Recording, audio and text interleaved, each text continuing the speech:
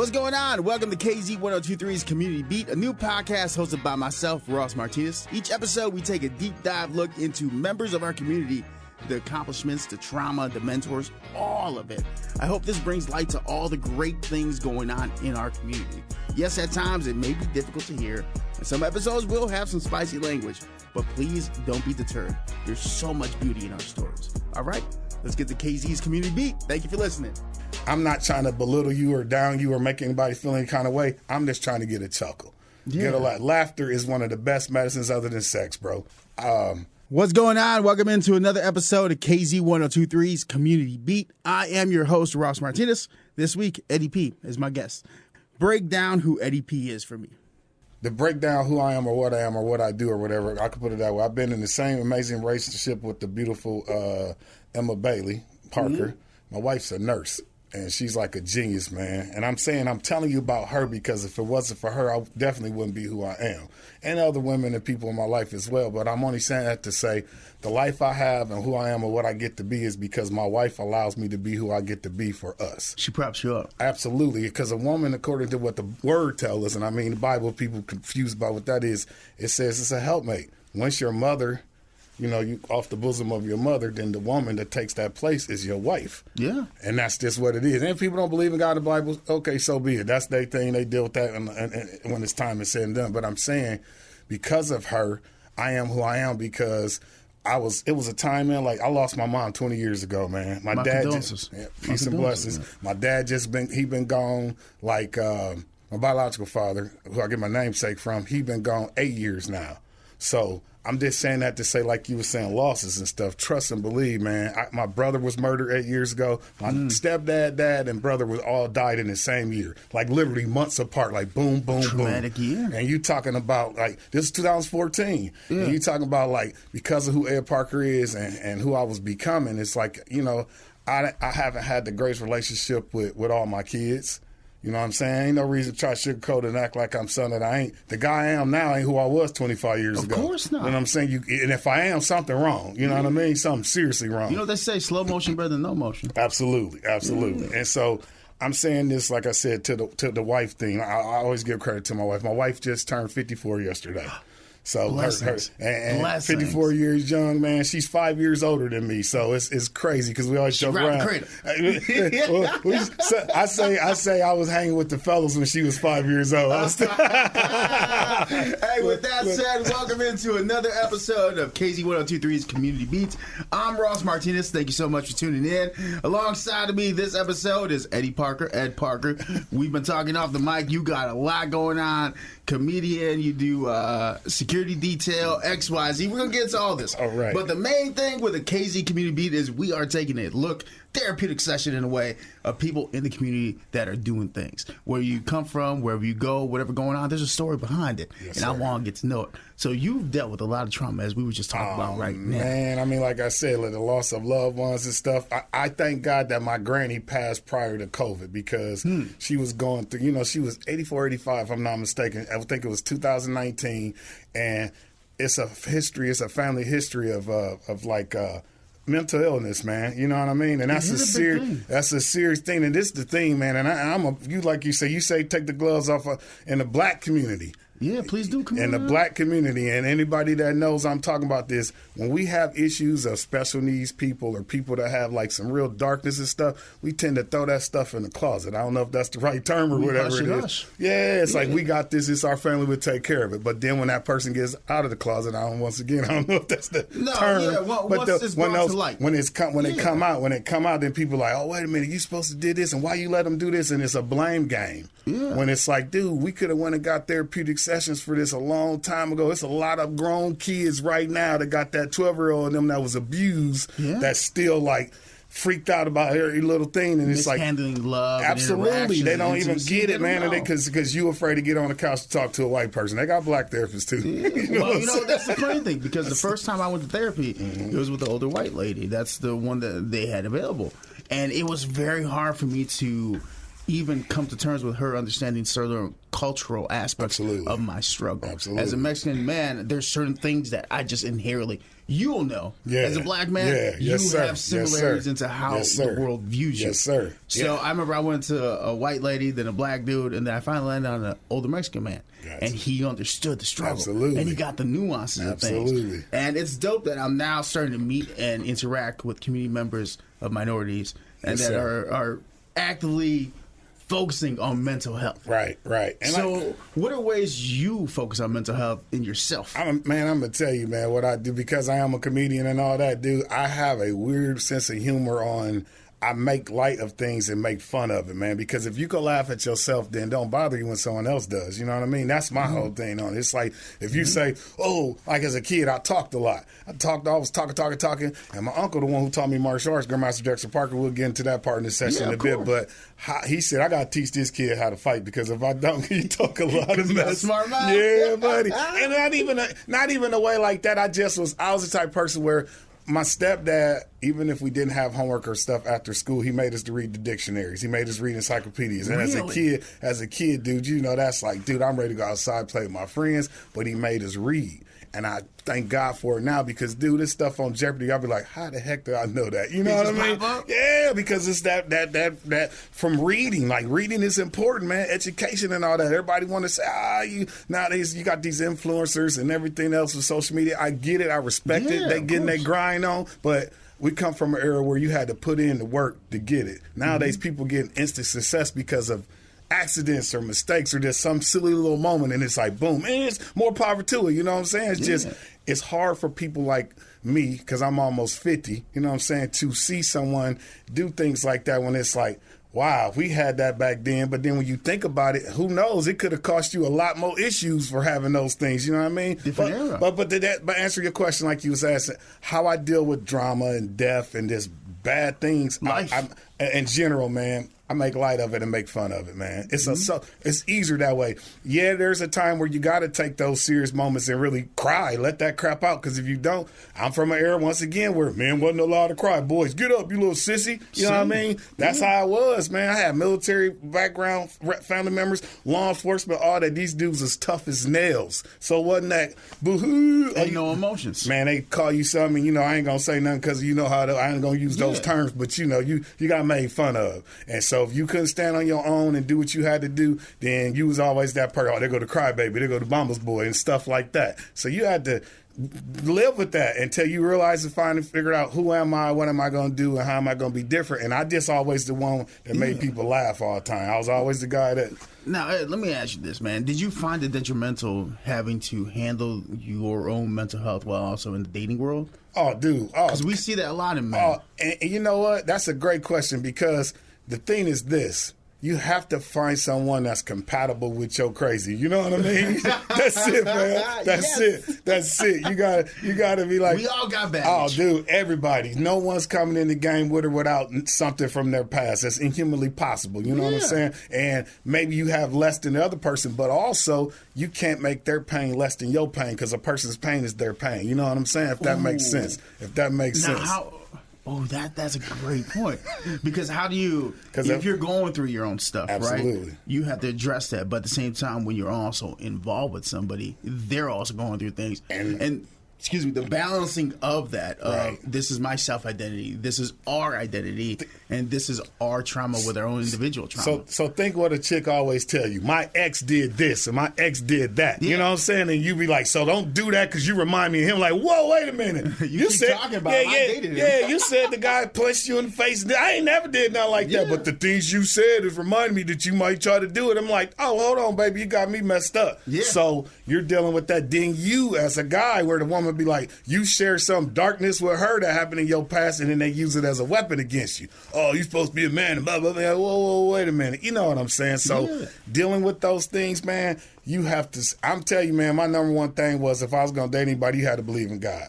That was just it. That was the red flag. That was like, if you didn't, how can you convince an adult to believe in something that they never was taught to believe in? Not that you can't, but to have the same understanding that you have in some invisible person in the cloud, so to speak. You know what I mean? Yeah. Because if I'm trying to tell you, man, you talk to her and you tell her you've been through some rough stuff, and she like, well, how'd you deal with all that? Because my faith tells me that even though I can't see it, there's a bright light at the end of the tunnel. And if they ain't never was raised like that, you know what I'm saying? Yeah. That's a hard, convincing thing. The book tells us unevenly yoked. Don't get someone that don't. So that's one of those things. So if I believe in, okay, it's like trying to convince somebody that the sky is blue and they're colorblind. They don't see what you see. You know what I'm saying? That's found. That's the best way I could put it, man. So to answer your question, dealing with trauma and things in your past, and then finding somebody that you can find compatible and stuff like that.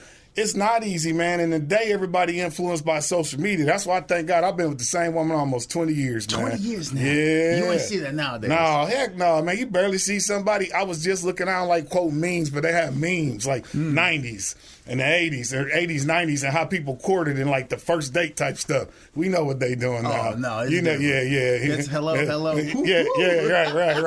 What are you eating tonight? Well, it's like, do you feel like our society is now deprived of that intimacy, or like I wouldn't say intimacy. I'll give you a quick story. Yeah. I remember my granny. I said, Grandma, when you met Papa, you know what I'm saying? How did y'all, he was military. She was like one of those assistant nurse type ladies for the military base and stuff. He said he courted me.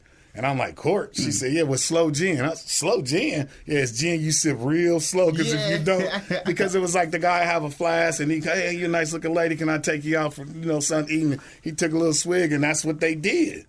It was not that they was alcoholics or nothing like that. I don't know nobody thinking political courage. Absolutely. It was just a thing where the guy's like, okay, here we go. But I'm saying the courtship concept, it's like, that's almost a thing of the past, man. You know what I'm saying? Because these people was on TikTok and Snapchat and Facebook and all these things, and they like Chappelle said best, man. That place is not real.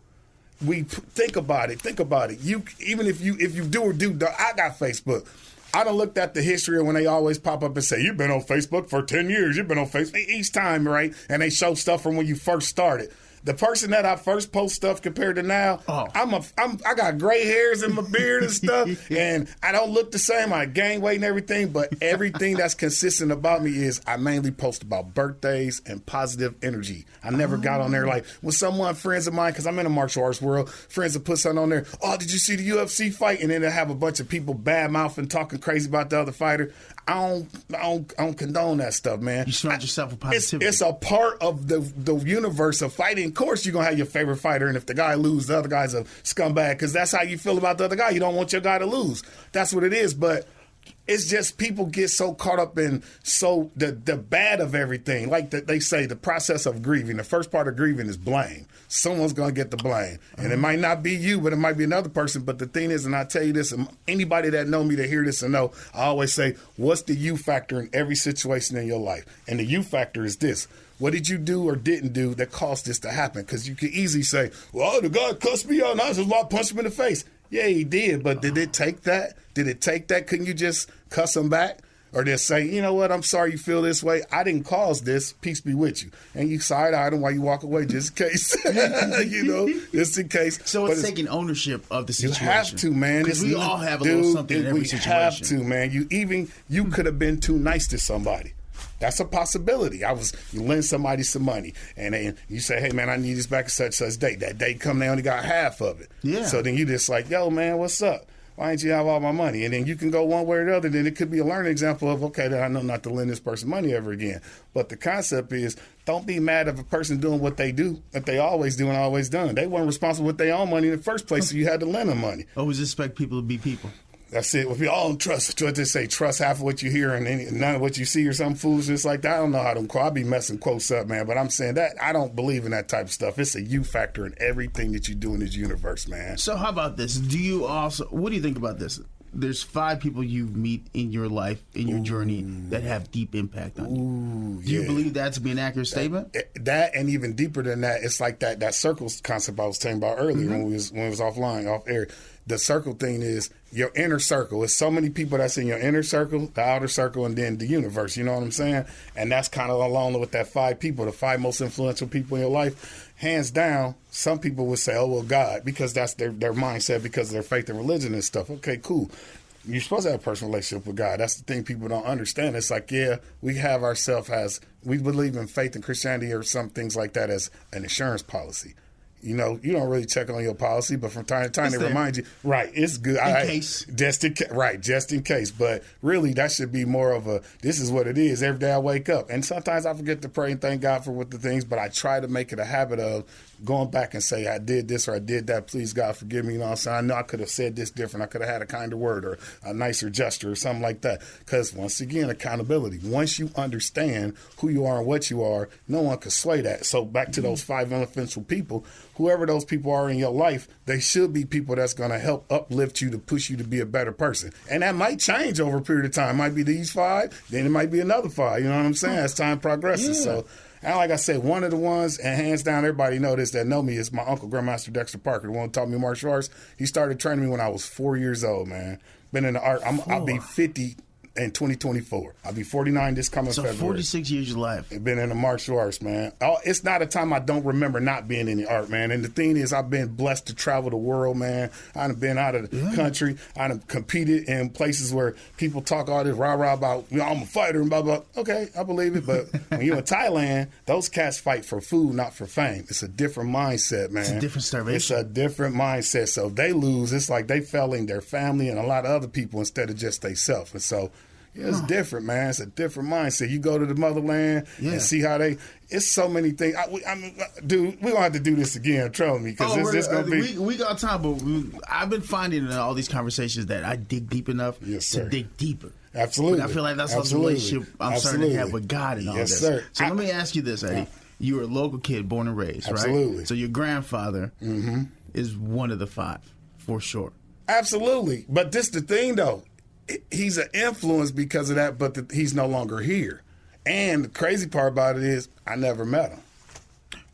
I just know. That's the reason why he was an influence in that fight because he was a military man. Oh. See what I'm saying? So that's what I was telling you. It's because when you hear who this guy was, and I'm looking at that picture of my grandma, I'm pointing, by the way, for people in the studio, I'm pointing to the wall like the picture up there. Go to Granny crib. It's that old color picture that almost looked black and white. And it's military, tall, strong, black guy, military guy. And I'm like, and he looked like me because I could see the resemblance, and he got to be kin to me because that nose, you know, the Negro nose, it's just, it's right there. It's right there.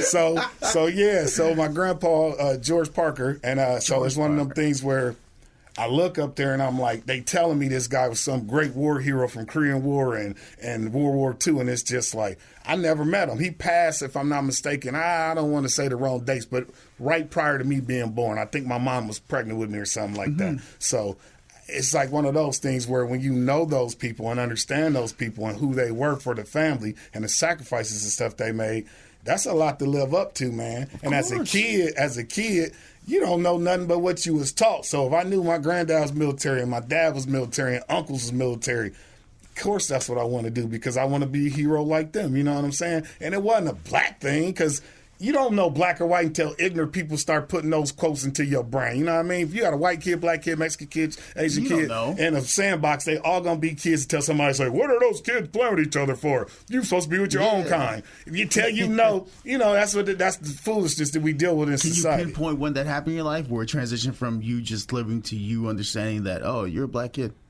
I'm going to tell you, man, so when my mom and my stepdad got married, I was 12 years old, and they dated kind of like, I don't want to say in secret, from 10 to 12. I was a man in the house from 7 to 10 because my mom and my biological father was there for 7 years of my life. He went on remarried, she remarried, but my mom was a devoted Christian woman, and she was with that bunch of men coming in and out and all of that stuff. So from 10 to 12, like I said, she kind of like secretly was dating this dude. And I knew because when we went to spend the night on the weekend in the hood with my aunties and cousins and stuff like that, oh, mom must be on the date. But it was the same person. And I saw that same car pick her up and all that, but she kept it like that where it's like until she was safe and felt that I can bring this guy around the kids and stuff. She knew he was going to be consistent. Absolutely. Mm-hmm. So we moved out there by Pleasant Valley Grade School. So this is before it was a lot of African Americans out there. It was kids getting bussed in from time to time, but I went to Peoria Christian and Limestone and Pleasant Valley. And so moving in that neighborhood is funny because my stepdad's father had owned the house in that community, and I think it had got like it was just abandoned for a while, and we had to go out there one summer. We cut the grass, repainted the house, put new doors on it, fixed the whole house all the way up. And I saw the neighbors in the community, doors is open, garages is up, all that stuff, and white people, hey, how you doing? You know what I'm saying? Thinking we just the people that's fixing the house up in Cascato. As soon as I saw as soon as that U-Haul truck pulled up and we moved in, I seen the garage doors go down, the doors closed, and people was friendly when they went to the mailbox, but that was about it. You get where I'm coming with the thing, where I start realizing, what's that all about? You know what I'm saying? I'm nice, friendly, kind. Hello. I know how to speak the Queen's English properly. Hello, my name's Ed Parker. Nice to meet you. And so, madam, ma'am, sir, all that stuff. And then so the light came on, like you said. When did I realize it's like, oh, I get this because we black. And so I was like, but I never thought like that because where I lived at and where my best friends and stuff, Jack Guest, give you a shout out, Jack. He lived on the other side of the overpass where more the people had more money, so to speak. And everybody out there was well off for the most part. Don't get me wrong, Caterpillar, county jail officers, stuff like that. But when I used to walk across the bridge, I remember sometimes when I came back in the evenings, because you know the sunlight, you know, the street light, that street light still was out there in the county. Yeah, if you went back, you missed dinner. You canceled Christmas, absolutely. Wasn't no microwave, you got it when it was hotter. That was it, Jack, you know what I'm saying? So I'm running across the bridge, and somebody had spurred out the N-word, get back on your side of the bridge, N-word. And I'm like, okay, Jack. And they're just like, my name's not Jack, and my name's not N-word. And so that's how I was raised to talk. Like, you can use whatever evil terminologies and stuff. It's like calling a fat kid fat. He didn't just wake up fat. I done experienced it's like, oh my goodness, I'm fat. Oh, are you kidding me? No, this can't be. Get out of here, man. Hey, man, you don't know my journey. This is my story. Right. But look, take me through this. Like, because mentally, that has to be a switch. The first time you experience racism and understanding, whoa, I'm not valued the same as I thought I was. Right. And what also even changed with that was once I became one of the key basketball players and kids in the neighborhood that was friendly to everybody, it was like I wasn't just the black kid Ed. I'm Ed. You know what I mean? It's like, so you were Ed, then you were the black kid Ed, and you're like, oh, it's Ed Parker. Yeah, there you go. That's so it. Mentally, how is that? You transitioned 3 different times. And my nickname was Fresh, and I'm gonna tell you about this because everybody gonna get to hear this. They used to call me Fresh. And because I always had a fresh pair of J's on, I was a shoes person. That was my thing. But when when Fresh Prince of Bel-Air came and became popular, well, I'm from an era where if you got somebody else's nickname, then you biting. Yep. But I was fresh before him because that wasn't no TV back then. You dig what I'm saying? Yeah. So it's like, but that's when Eddy P was born. That's my nickname as a comedian and all the other stuff. So I was just like Eddie then. And then as I became a professional comic and all that, Eddy P, the Kung Fu comic and all that, stories behind that too. But we'll get into that. Yeah, that's how Eddie came. But like I said, the whole transition was when you realized that you was the black kid that people like. For instance, I remember going to Pleasant Valley, getting picked on the basketball team. I didn't really play basketball that well. I'm being honest. I'm going to be real as I can. I didn't. But they thought because I was black, he should be able to play basketball. He could dunk. Right. And I could in grade school, true. but you know, like it's a good stereotype. Yeah, right. But you know what I'm saying? Like stuff like that, man. It was like those type of things. I had a paper route back in the days when paper routes in the morning and the evening. So that's how I got to know my neighbors, the people in the community and stuff like that. So you was in the community man, as a kid. For real. Like I was like, it was only 3 black families in our neighborhood. The Johnsons, us, Parker Hightowers, and then the farmers down the hill. So that was it. So everybody knew everybody. The county officers, the city cops, the people that were ambulance drivers, firemen, police officers, people that was in that community, everybody knew everybody. When you go trick-or-treating and all that other stuff, everybody knew everybody. So it wasn't like, I still got friends still to the day. Some of the people that we saw at the State U reunion, Eddie, what's up? So like, I've got to travel the world and see things. Some of those people kind of been stuck in the same rut all their life. You know what I mean? By their own choice, I guess, or whatever, but they see me on Facebook, man, I see the stuff you're doing, woo-woo. And I've been the type of guy, no matter how I'm around somebody famous, whatever, I'm still the same dude I always was when I was a 12-year-old kid that grew up in a majority white neighborhood. Who taught you how to be like that? My stepdad and my biological father and my uncles and them. Those are the guys, the men that was, like I said, military martial arts guys. Those are the dudes that was just like, look, son, no matter what happened in life or what's going on, you have to be you. You can't try to be like somebody else. I'll tell you a funny story. My stepdad, I wanted a pair of Air Jordans. This is like when I was the whole team was going to have Air Jordans for the basketball shoot. And he was just like, why you got to be like everybody else? Why can't you have your own thing? I said, man, everybody got the same shoe. I want to have the same shoe my team. He said, the shoe's going to make you play better. I was like, I don't know, maybe. I don't know. He said, why don't you get famous enough where you can have your own shoes and they buy your shoes? I'm thinking, this man just ain't got enough damn money to give me the shoes. But he said, okay. We used to have chores. You know you had chores. Mm-hmm. We had chores for a whole month, though. So if you had kitchen duty, not only do you got to wash the dishes, well, the laundry machine was in that same. You had to do laundry. You had to do all of that. Trash out. Absolutely. Cut the grass. Absolutely. Whoever got the bathroom, full bathroom. Plus, on top of you got to keep your room clean anyway. Yeah. Whoever got the living room. I mean, that's just what it was. It taught us responsibilities, to be accountable for something. So he said, if you beat me in a game on one-on-one, best out of 3, then I'll buy you these shoes for the team. But if you lose, you got 3 months of chores. Yeah. 3 months of chores. Now, my stepdad was 5'7". When I was in 8th grade during this time for this incident, I think I was 5'11 and a half, almost 6 feet. I could dunk when I was 5'8". Damn. So I was like, I'm finna destroy him, man. This old dude, and he was, I think I'm probably 13, 14. He like his late 20s, early 30s. I was like, I ain't seen this dude on no basketball court God knows how long. I'm about to destroy this dude. We get out there, I bagged him down, did a drop step, and dunked on him. Worst mistake I could have ever made in my life. Man, he hit that pole, boom, fell back, hit his head. Oh, that's how we playing? Street rules?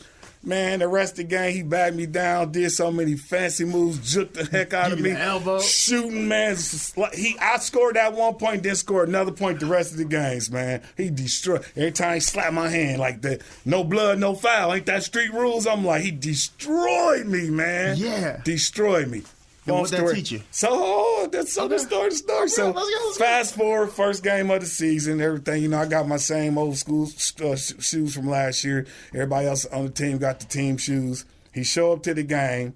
He got the team shoes for me in the bag. Now, I lost, right? But he a man, dude. He trying to teach his son that regardless of what situation, scenario, never hold your head down. You want to be like these people, I understand you could be like them, but you're not like them, Ed. You're different. You're better. In the sense of you teach your kid. So he got me the shoes. I did my thing, even dunked on somebody. You dig what I'm saying?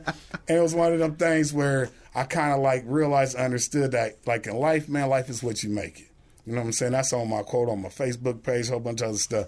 You can want something, but sometimes you don't even really need what you want. You just want it because everybody else got it. You know what I'm saying? And I was teaching me, like, the moral of the story was that keeping up with the Joneses stuff is for the birds, man. Because if the Jones get a new car, you get a new car. The Jones get it. You know what I mean? It's just, and anybody last name Jones, no disrespect. I'm just saying. Full disrespect. Right. No, but that's interesting. So in that moment, you learned self-worth. Absolutely. You learn that you need to find your own identity, and then you can fit in. That's it. Find your crowd. You have to, man. You got to find your clan. We all part of the same tribe overall, but people got different clans. Yeah, you know, we all humans. Absolutely. So, yeah. So what are some life lessons other than that you have learned while growing up in Peoria? Because like you're born and raised. Oh, man. You moved into a neighborhood where you experienced racism, and then you created your own lane. Absolutely. You became Eddy. Yep. What was it? Fresh, and then that changed into Eddy P. Yes, sir. So you had the moment of trying to fit in. Right. Your stepfather, but stand out and then fit in. Yep. Then you did. Yes, sir. So what are some other challenges and life lessons you learned throughout the time while living in Peoria? I mean, this is the thing. Everybody knows this. This is one of those towns of the haves and have-nots, man. You either in with the in crowd or you not. And then when you realize what the in crowd is, sometimes it ain't what you think it was in the first place. You get in there and be like, this ain't no different than what I was dealing with over here. And these people respect me more so than these ones do because I'm saying you knew money. You know what I mean? Yeah. And that's the thing. So, like, once you leave, like I got the luxury of leaving because of stand-up comedy, traveling, private security and bodyguard and stuff. Once you start going places and seeing, man, everybody in the world is messed up. Everybody is. Ain't nobody no better than nobody else. It's the difference is of understanding and realizing what your purpose is. And see, that's the thing. Because I've got to perform in front of people and get the energy, be behind the scenes and protect people who are performing and be in the crowd and watch people perform, it gives you a different outlook of how the life, how the energy of the universe is because we all strive for the same thing in the most part, man. People want to have a good life. Most people do. People who do bad and things like that. I got a quote from a friend, and everybody know this, that hurt people. That ain't always the case because if you was hurt, why would you want to hurt somebody else? For attention, for attention, pretty much. Unless you was taught better than that. Yeah. Because if you smash your hand in the door, and I'm like, yeah, I can't wait to somebody go by that door. I'm smashing their hand. Like, that's some diabolical stuff. Yeah. Like, so why would hurt people? They do unintentionally because they don't know no better. That's the concept. They don't know. If you don't know that you don't supposed to cuss people out and punch people, okay, you know this rule. Everybody knows this rule, but do people follow all the time? No. Are you supposed to hit a lady back? No. That's common sense. But Grandma said common sense is so rare it should be a superpower. Yep. Because if you was raised, you hit me, I'll hit you back, then that blows that right out the window. Exactly. So if when it comes to things like that and knowing who you are and your purpose and where you're supposed to be and all that stuff, and you're going to deal with problems in this world regardless of the situation, man. Regardless if you got money, don't got money. If you live in a good neighborhood or bad neighborhood, man, it's crime everywhere. There's bad things happening all the time. You just got to figure out, like we said earlier, stay in your lane. Know what you can fix and change, and the things you can't, you got to delegate to other people, because sometimes you might have a great idea. What's the saying is? It says the path to hell is paved with good intentions.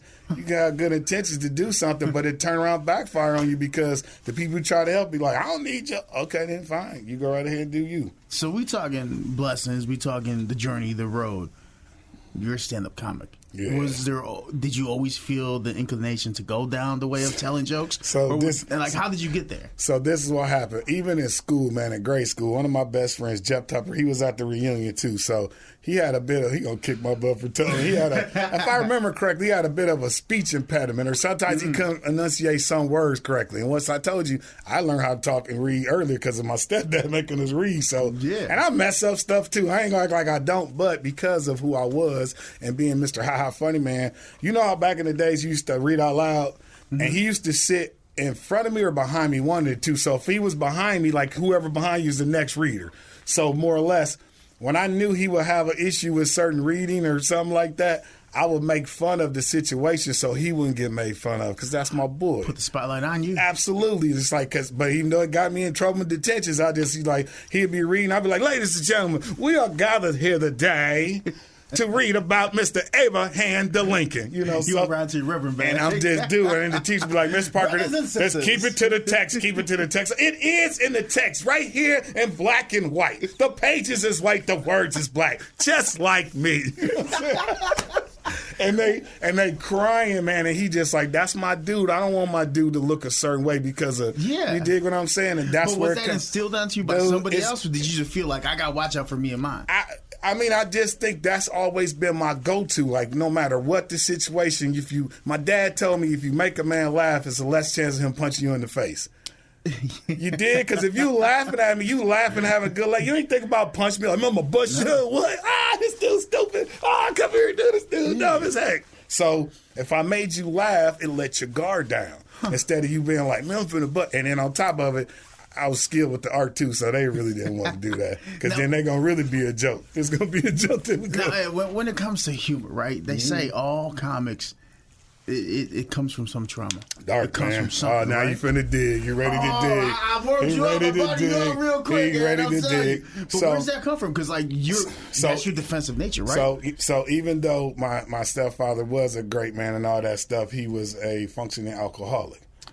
So when you grow up in an environment where you see people have things like that, and God know I love him and I'm thankful for what he gave me and the things that he didn't, I learned elsewhere, because that's how the world works.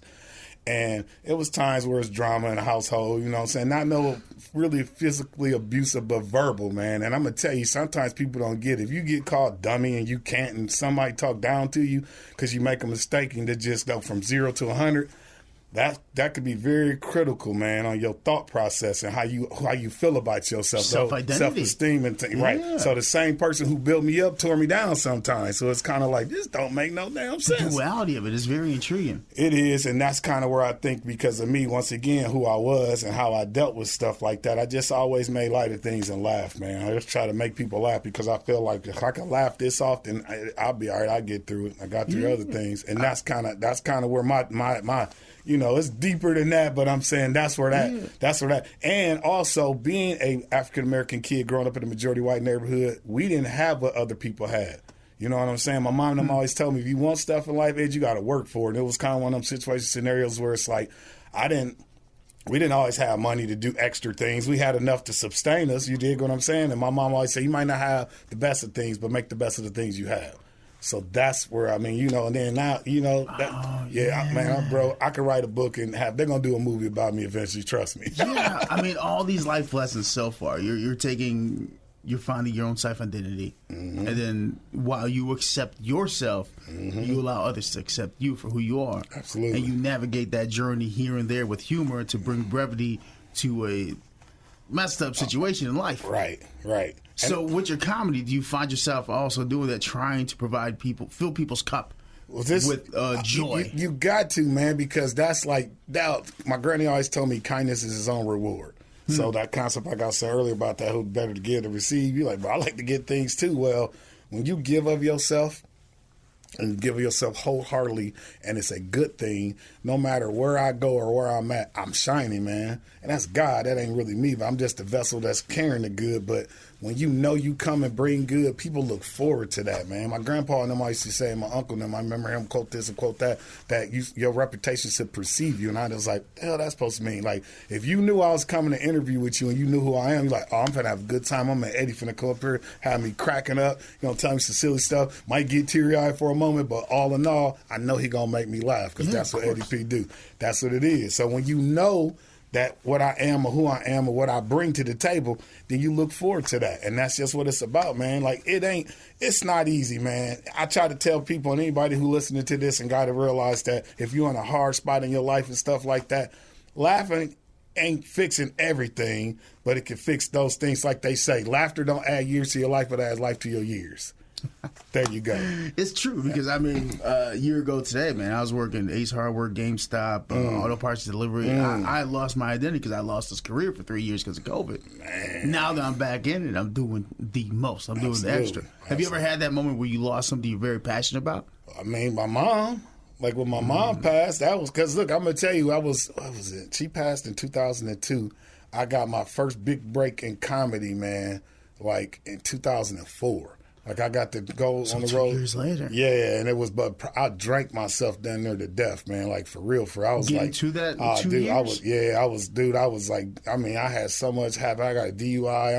And I still was like, I'm still doing me. But you're still bringing humor to everybody else. I did, man, and that's the thing people don't get. Like the thing that comedy, man, and not D.L. Hughley, but Deion Cole just said this in his last special, man. At the end, Charlene's boy, I'm just giving a shout out to my boy Deion Cole. That's my man's. He's like, y'all don't get, as a comedian, we give so much of ourselves to make you laugh, but really it's hard for us to laugh because that's the thing. Me as a comic, it's hard for me to take jokes sometimes. So I'm like, man, I ain't in the mood for that crap right now, but I'm always trying to make other people laugh. But when someone try to make you laugh, it seems like that humor is just dry and it ain't the right time when it come off. And they just like, you trying to be funny, but really is you making fun of me or you trying to laugh with me or at me? You know what I mean? And that's the thing what you was saying, like how you got to fine tune that because it's like me. My humor did come from a dark place, but as you get older and mature and matriculate through life and start to adapt, then you realize that was so long ago. Why do I even need to poke that bear anymore? You know what I'm saying? Because you keep poking the bear, you're going to come out the woods, scratch and claw and bite. So it's like, after a while, it's like if it's something that's fresh that happened to you, yeah, I can get you taking that and making it this way. I used to be on the radio with Big D, Don Black, that used to be here at Power 92. And I used to come on, it was a little bit I used to do called What Grinds Eddy P's Gears. And no matter what was on the front cover page of the Journal Star paper, I would make a joke about it. Even if it was bad, like somebody got shot, when the lady got her face tore off by the monkey gorilla, I will make it I'll make a twisted joke about it. And it worked. It worked.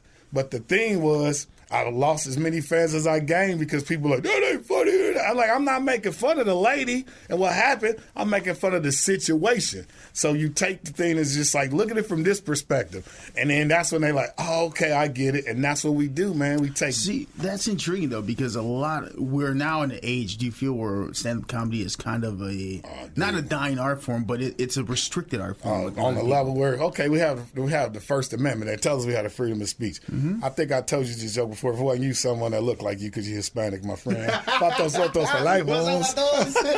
No, a buddy of mine was a Russian foreign exchange student, and the teacher asked us, what's the most important amendment to you? And he was like, the Second Amendment. He was like, huh? The right to bear arms? Why not the First Amendment, freedom of speech, religion, choice, and all? They said, because if I got a gun, I can say what I want to say. You get what I'm saying? So it's like perspectives, man. It's perspectives. Yeah, it's like if you look at one way and the other person, he's from a country that was communist at one time. So it's like the guns, he who has to go to the guns make the rules. Yeah. And then with the gun violence and everything that's happening now, man, like, you know, it's a taboo subject. And even with the whole LBGQ and the what am I leaving out? Black Lives Matter and all this other stuff, man. Even Latinx, I'll throw that in there. And all these cats now are super woke. Yeah. Right, so-called woke people. So this is the thing. I don't want to assume or try to throw any dirt or salt on anybody's situation scenario.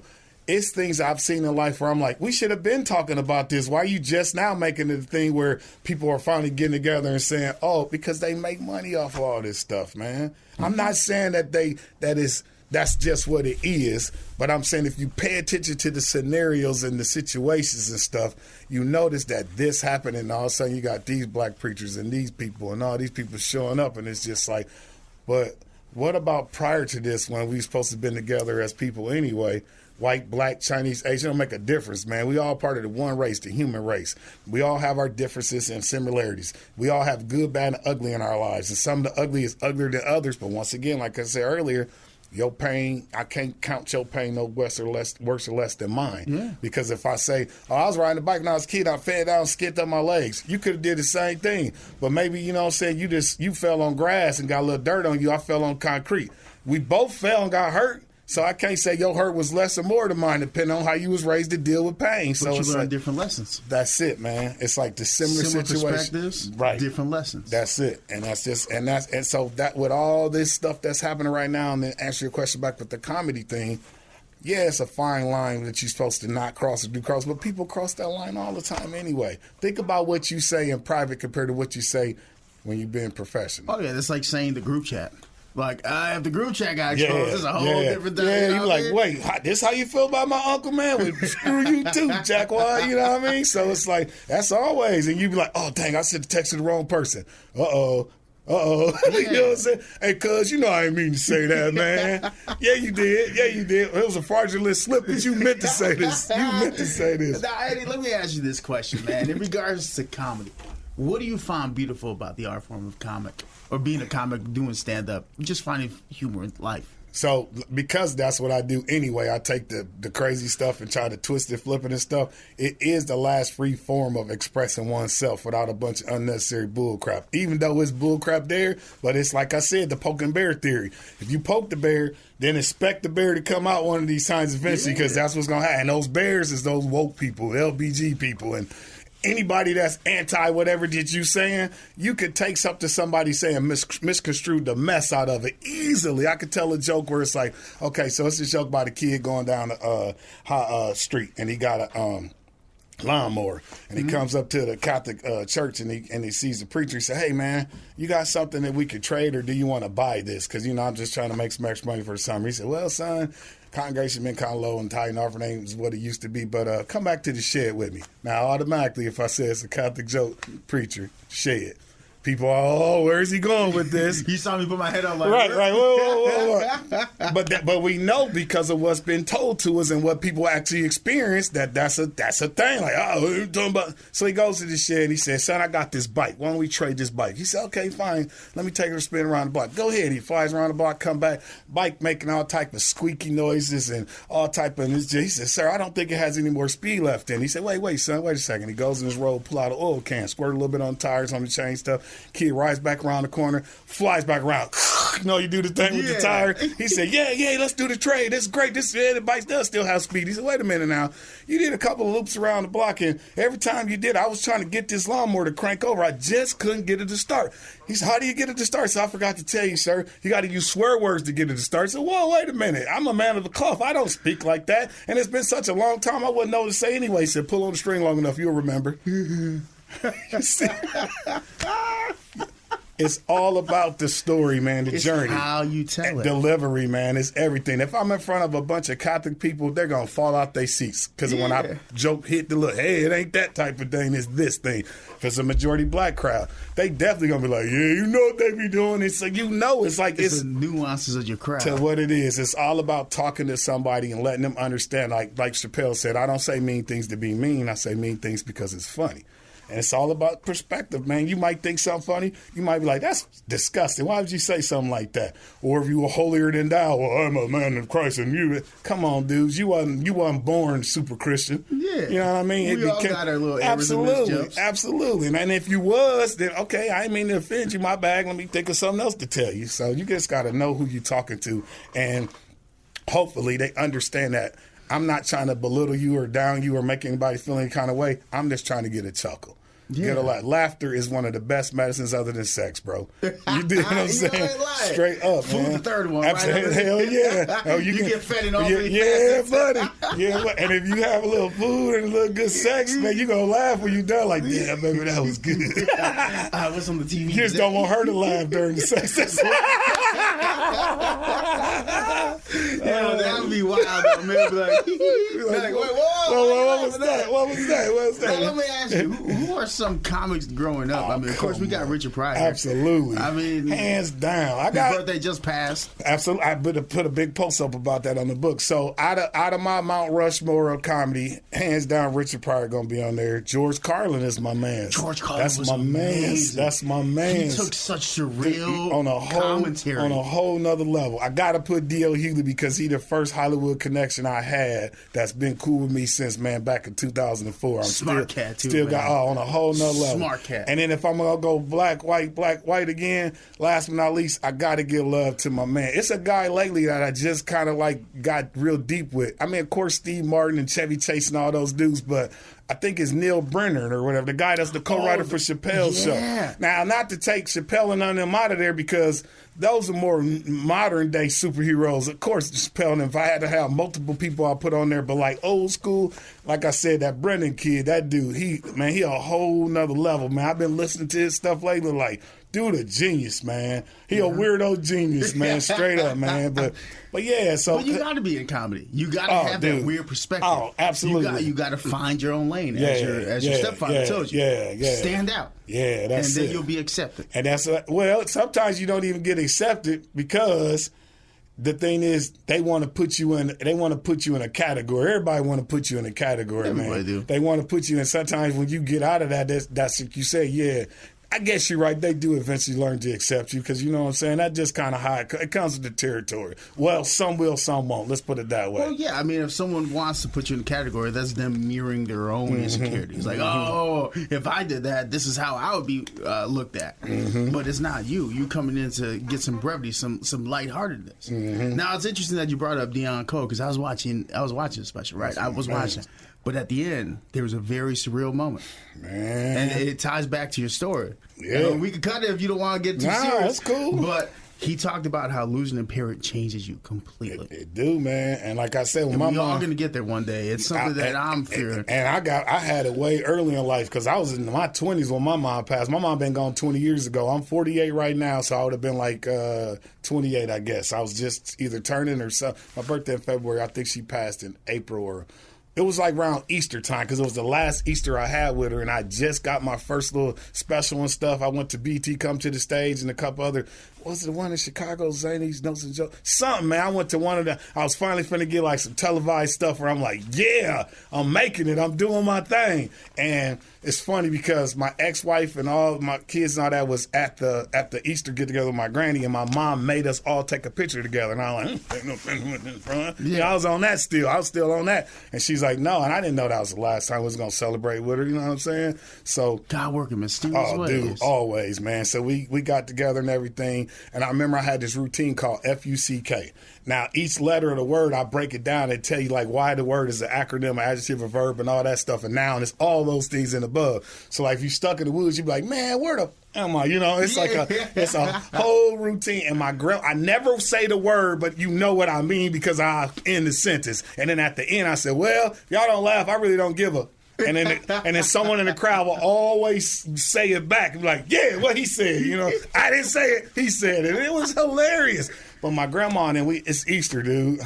They're watching this and she like, baby, you don't got to say stuff like that to make people laugh. It was funny, but you don't got to talk like that. So now I got that devil and angel on my shoulder. And every time I'm going to do a routine, it's older people. I'm thinking my grandma, baby, you don't got to.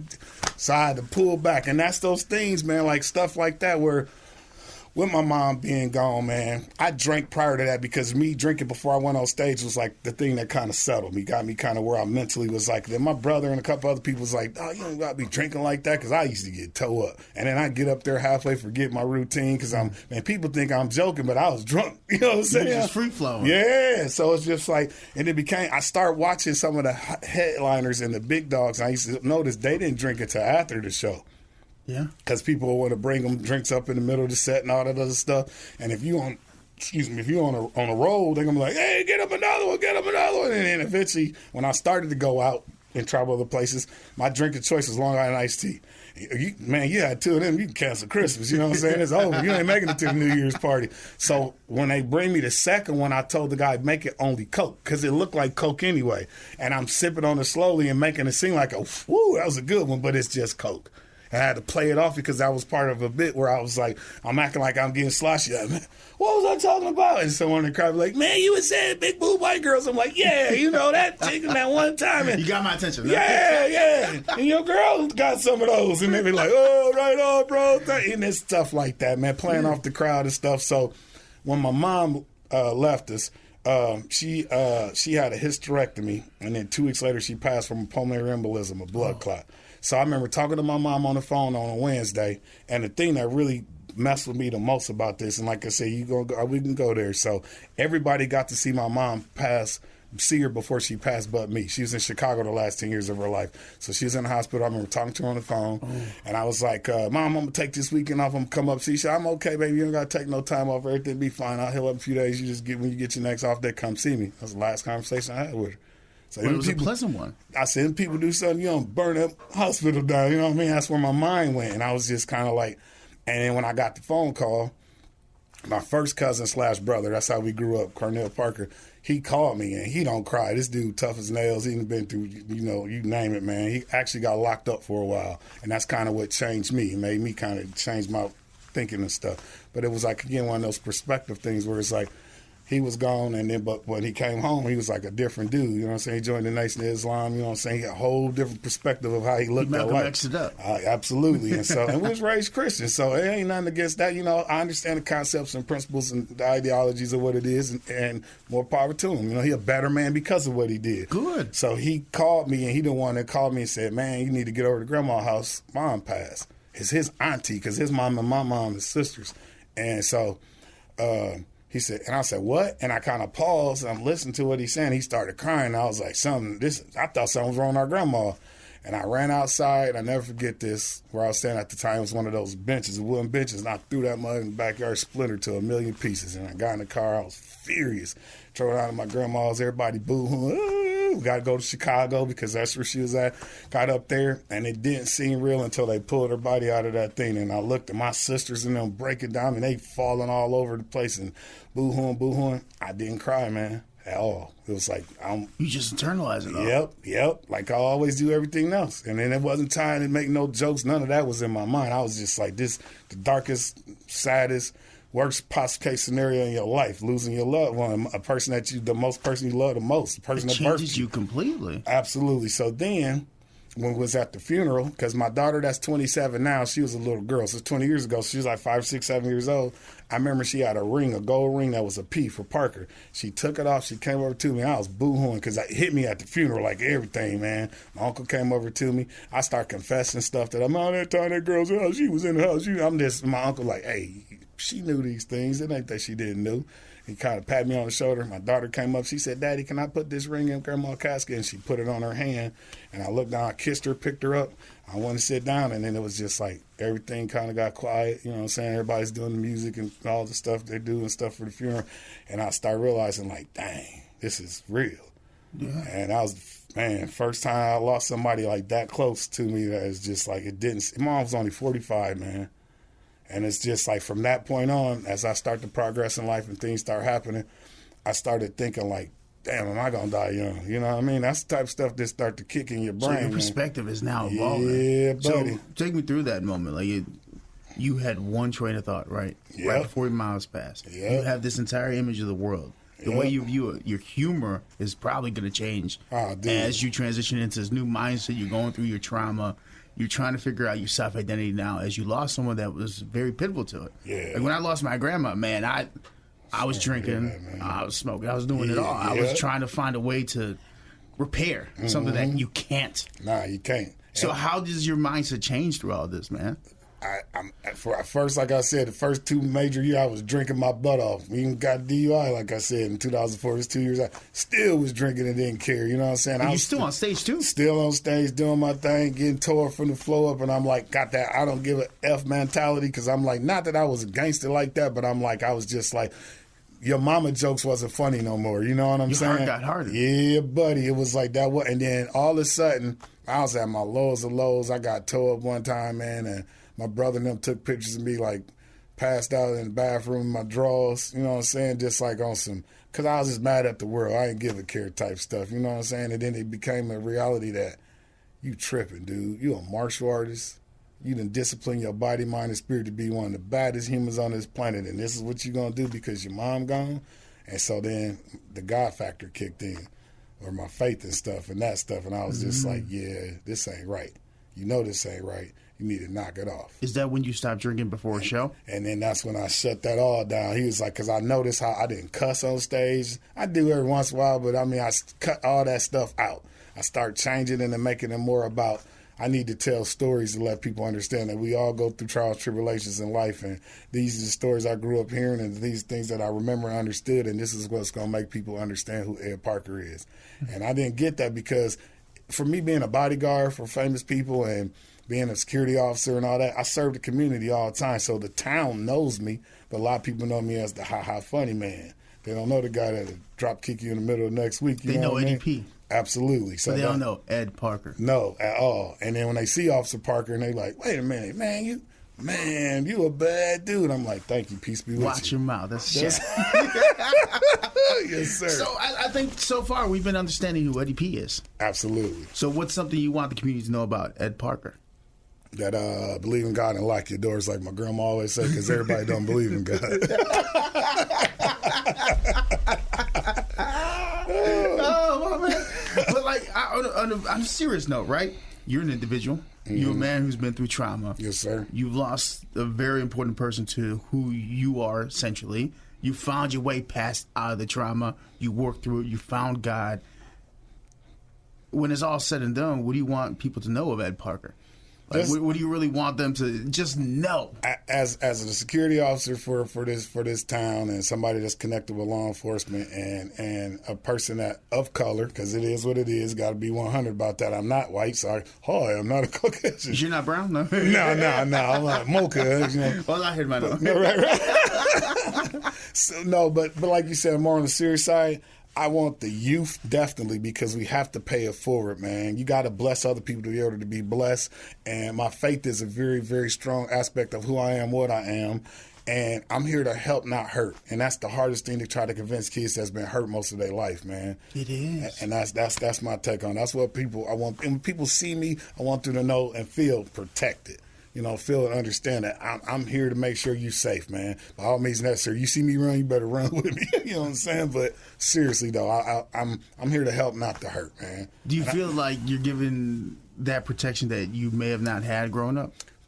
And then, you know, the deeper I think about, sometimes it was things I was like, man, because my wife is like real deep into that therapy stuff, and she said things like, it was things that happened to you that your parents and other people should have been responsible for, but you end up getting put in that adult parenting role, because that's kind of what happens, man, in communities when you got multiple kids and stuff like this, and we get parentified, should I say, when we shouldn't. We supposed to be a kid. You ain't get to be a kid because I had to do this and I had to do that, and but also I don't think it didn't make me a bad person, because overall I understood that, like, well, I'm gonna make sure I don't do this or do this when I'm an adult, and I'm gonna make sure I don't do this or do that when I'm adult. And guess what? We still make those mistakes. Of course. We all do, man. It's part of the human process, being human, man. You're going to go through the ups and downs, the good and the bad and the ugly, and that's pretty much. And like I say, man, I talk so much about myself and joking around all the time where it's like, I know people going to always think that's who I am, the jokey guy, but I've been accepted in multiple martial arts Hall of Fames. Yeah, let's talk about that. I done won so many martial arts contests and competitions. I train fighters, UFC fighters. I done trained people that's been on all walks of life. I got, man, it's so many people I got to touch because of the art, man. I done met martial arts heroes of mine from Black Belt magazines. I have to see you some of the pictures and stuff, but Bill Superfoot Wallace know me by first name basis.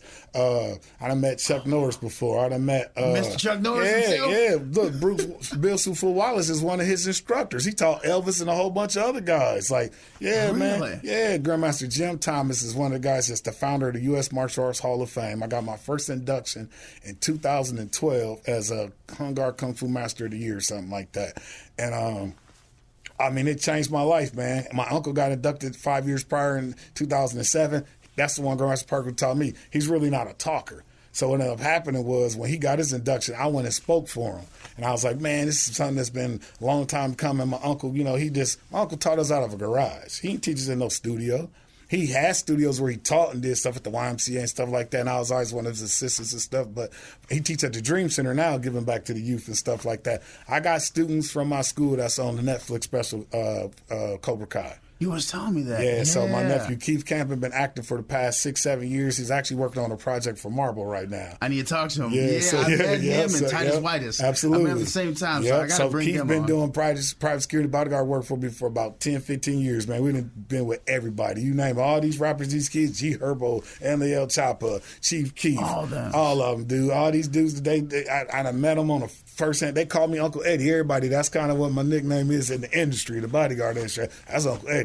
They know. So fresh, Eddy P. Yep. Uncle Eddie. That's it, man. That's it. What are some things you're doing giving back to the community right now with the martial arts? It's funny that you say that. It's a good friend of mine. She just lost her husband to cancer, if I'm not mistaken. Condolences to you and yours. She is Miss Kathy. She's one of the administrators and evangelists for a group called Heaven's View. She just reached out to me. It's like, I lost your number. Thank God I found it.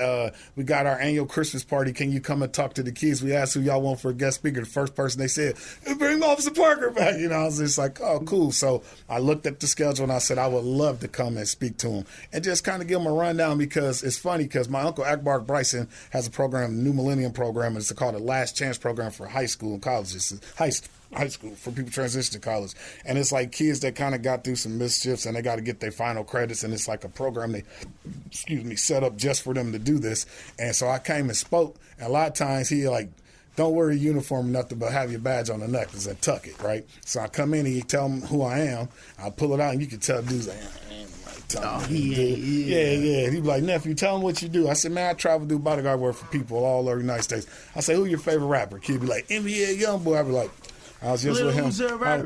I was just with him like 6-7 months ago, a year or so ago. That's when you get their attention. And then they be like, wait, who? What? You guys number, man? What's up? I show them video, behind the scenes, all that stuff. So it went from nobody ain't talking to no security, no officers and stuff like this to, wait, you met who? And it's just kind of like, wow, you're influenced by the weirdest things. But okay, it's all good. I can get it. But that's how you speak to them. And then that's when I start to communicate with them, let them know, I'm born and raised in this same town just like you guys are. And if you surround yourself with like-minded people, not doing things you ain't got no business like-minded, because everybody going to have those trials and tribulations too, but the more you stay around positive people, most likely not, that's the positive influence that you'll get in return, then you can do the same thing I did. Anything's possible, but it all goes right back to the martial arts, because it teaches discipline, respect, admiration. You bow before a person in front of you, to humbly bow before them, to say, I want to exchange knowledge with you. Would you please exchange knowledge with me? It's not about bowing, it's my master and you obey me and all that.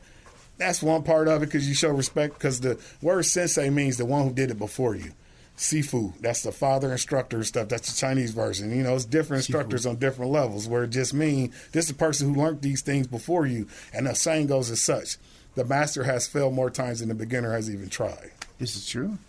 So that's my take on it, man. Peace above all things. That's what our hand gestures mean. I love that, Peace. man. And that's kind of what it put me in those perspectives where my stage name is Eddy P, the Kung Fu comic, not Kung Fu. Kung Fu. Yeah. So, but I mean, you help the rich community with humor. Mm-hmm. You teach them self-defense and self-acceptance. Yep. And also just how you're teaching them important life lessons. Yes, sir. What do you want the community to get back to you, if anything? I want a statue, you know what I'm saying? Just like Richard Right Pryor. next to Richard. Yeah, yes, Richard with me then a martial arts thing. Like, touch it if you want to, sucker. Is that a brown statue or is that a black guy? You know what? I'm going to tell you, like I say, back what we mentioned on earlier, how Granny used to always say, it's like better to give than receive, man. Kindness is its own reward, and I've been reaping from the rewards of giving since I understood what it was to do. And so, like I said, like anything else, man, of course we want to have nice things and we want to have financial stability and stuff like that. I just want people to understand and realize that, man, we are all in this town and community and we got to live here together no matter what your financial situation is, no matter what your upbringing is and stuff.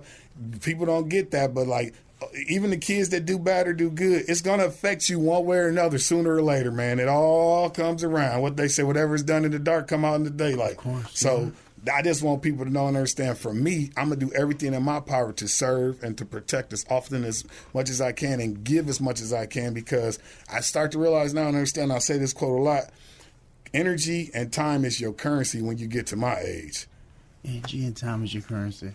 And if you got to be sparingly who you share it with, because you only got so much, man. Yeah. And once it's gone, then I'll see you on the other side. Do you ever feel drained? Yeah, I do. How do you handle that? My wife give me a couple kisses, feed me something good, fill me up. You know what I'm saying? Feed you with some TLC. That's it. But that's like whatever you give is what you gonna give. And she knows. She'll tell me, she's like, oh, babe, you know, she could tell. People who close to you and understand you and love you, they could tell. My language sometimes changes, and I'm kind of a little less patient than I would be normally. And I try not to take that stuff to work because my job is to observe and report and make sure people ain't doing things. So you can get kind of like, this motherfucker boy, they say one more thing. You just got to dial it back, man, because I'm a human, they're human. And, you know, people make mistakes. And if you understand that I didn't cause this problem or situation, I'm just here to try to fix it. Yeah. That's it, man. That can go hand in hand with everything you do. Whether it's security, whether it's kung fu, whether it's comedy. Yes, sir. You're not here to fix it. You're just here to kind of talk about it and just show you the light of it. Yep. So what's that feeling like being on stage when you got an entire crowd in the palm of your hand? Come on, man. Tell me about this. Man, so look, because like an entire crowd, if you got them up and down, busting, crying, they with you. You get that standing O at the end of the night.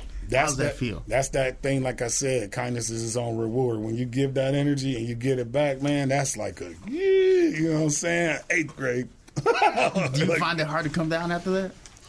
My wife put it back in perspective. Edward Parker. Yeah, that's it. Hey, man, brother, absolutely. Sit down. You're in at 8. I need you at a 2. That's what she say, man. What are some things you feel you have left to accomplish? Whether it's comedy, kung fu, protecting community, whether it's nonprofit, because I know you got a lot of events that you're doing. Yeah. But what's left for Edward Parker? I don't know, man. I mean, just like meeting people like you and stuff, you know what I'm saying? Knowing that there's always a need. There's always a need. So as long as God give me breath of life, I'm going to always try to share sparingly with the people who need it the most, man. And I think that's just what it is. The youth is the future. I remember when they told me that, and I'm like, it's going to be a dark future then. You know? I like Transformers and G.I. Joe. You know what I'm saying? I ain't thinking about just a regular Joe. Yeah, I ain't thinking about no other people, man. But then when you get out of that selfish mindset of it's not about you. You know what I'm saying? It's never about you, because whatever it is that you are, who you are, will come to the front of the light when you do God's will. That's it, man. That's it. Walk in light and reap the rewards, if so. Absolutely. And you see, I'm one of those brothers too. So yeah, I got my protection right here. Yes, sir. Yes, sir. Got to, man. So when you a keeper of the light, man, you got to let your light shine. And the thing is, good and bad wants a part of that light. That's just the thing, because some people want to take what you're doing, try to misconstrue the, remember when he did this? Remember when he was back in the days? Like, yeah, I did those things, but that was like 30, 40 years ago. You've evolved. Absolutely. What have you done since I done that? Because you trying to pinpoint something that I did that wasn't right, but I ain't did nothing like that in God knows how long. Move around, man. We all grow. Absolutely. We supposed to. You hope so. Well. You know, getting old is a privilege that many rarely gets to do.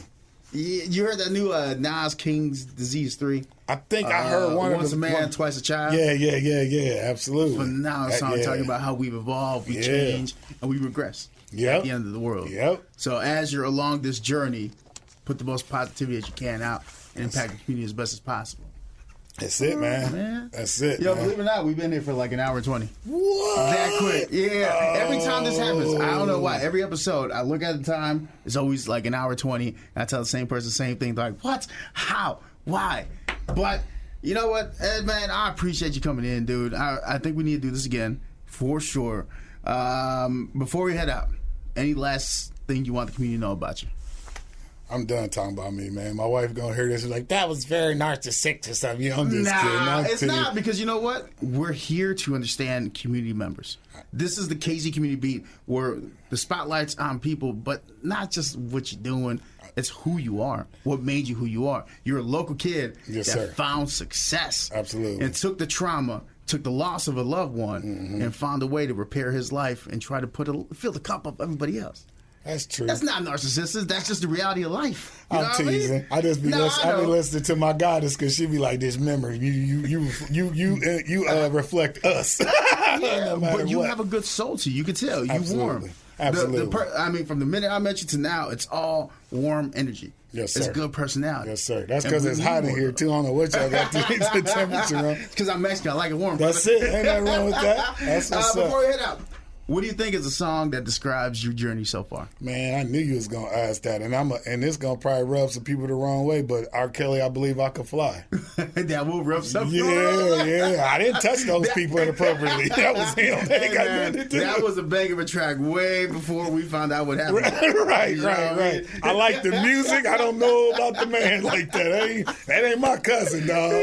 I think he was a vice lord anyway. I don't mess around with the guy like that. I say all of that. Yeah. Ed Parker, Fresh, Eddy P. Yes, sir. The Kung Fu comic. If anybody wants to look up anything you're doing, how can they get in contact with you? Facebook, man, I think it's Instagram, Seafood Ed Parker, or Eddy Parker, something like that. I think my daughter and them got me on Snapchat. I don't know, man. They be like, Dad, you got to evolve. I'm like, I don't care about no thumbs up and likes, man. Whatever. You just here to put out. If you like me, you like me. If not, man, peace be with you. That's it. That's all, man. And that's how we can end it. All right, this has been another episode of KZ 1023's Community Beat. I'm Ross Martinez. My guest this time, Ed Parker. Thank you. Eddy P. Appreciate you. The Kung Fu comic. Yes, sir. And Fresh. My man. All right, go back, check out the other episodes. We appreciate you. Peace out.